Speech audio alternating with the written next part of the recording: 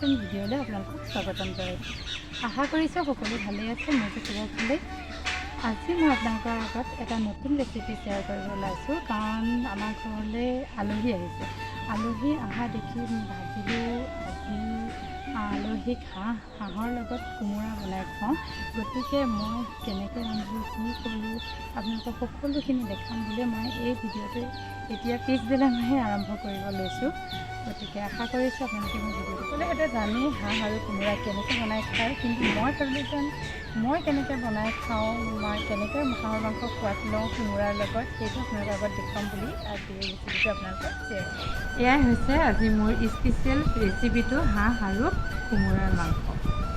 এইখিনি কোমোৰা আৰু আলু সৰু সৰুকৈ কাটি লোৱা হৈছে, আৰু লগতে আদা আৰু নহৰু গুচাই লোৱা হৈছে।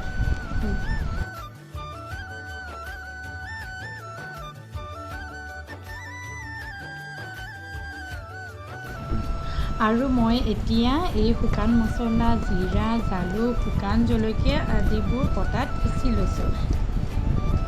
এইখিনি হৈছে আমি কাটি লোৱা হাঁহৰ মাংসখিনি।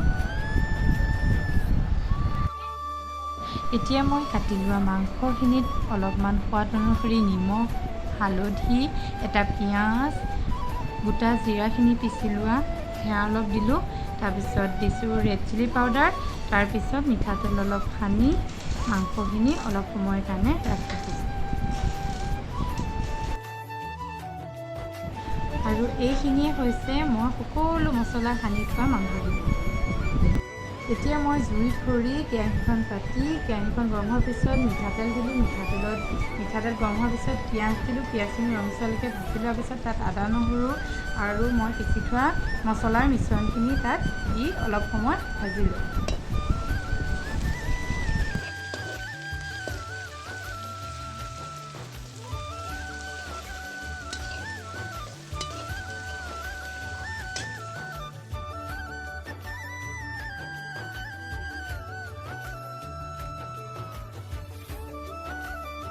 মছলাখিনি ভালকৈ তেলত ভাজি লোৱাৰ পিছত মই ইয়াত মাংসখিনি এড কৰিলোঁ। মাংসখিনি ভালকৈ তেলত অলপ সময় ভাজি ল'ম।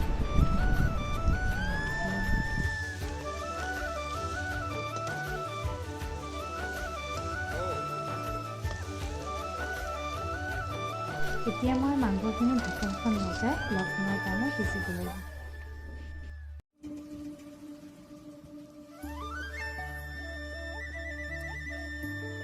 মাংসখিনি আধা ভাজা হোৱাৰ পিছত মই কাটি থোৱা আলুকেইটা ইয়াত এড কৰিছোঁ।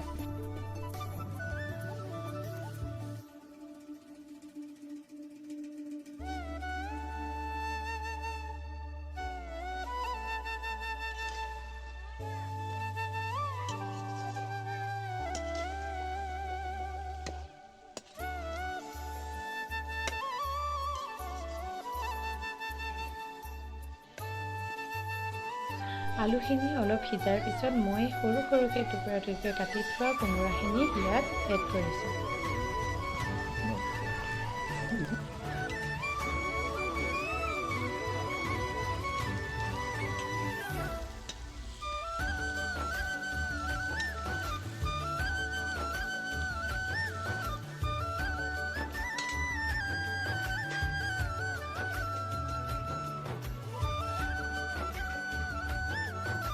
কোমোৰাখিনি আধা সিজাৰ পিছত মই ইয়াত পটাত পিচি থোৱা মছলাখিনি এড কৰি দিছোঁ। মছলা দি অলপ সময় মাংসখিনি ভজাৰ পিছত এতিয়া অলপ মই তাত পানী এড কৰি অলপ সময়ৰ কাৰণে মাংসখিনি উতলি পেলাই ৰাখি দিওঁ।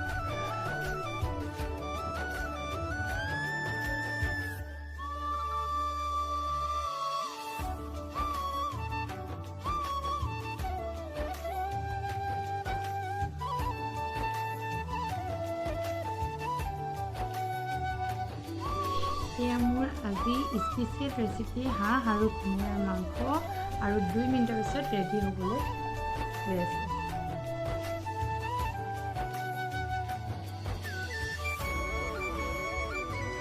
আৰু এয়াই হৈছে মোৰ আজি স্পেচিয়েল ৰেচিপি হাঁহ আৰু কোমোৰাৰ মাংস।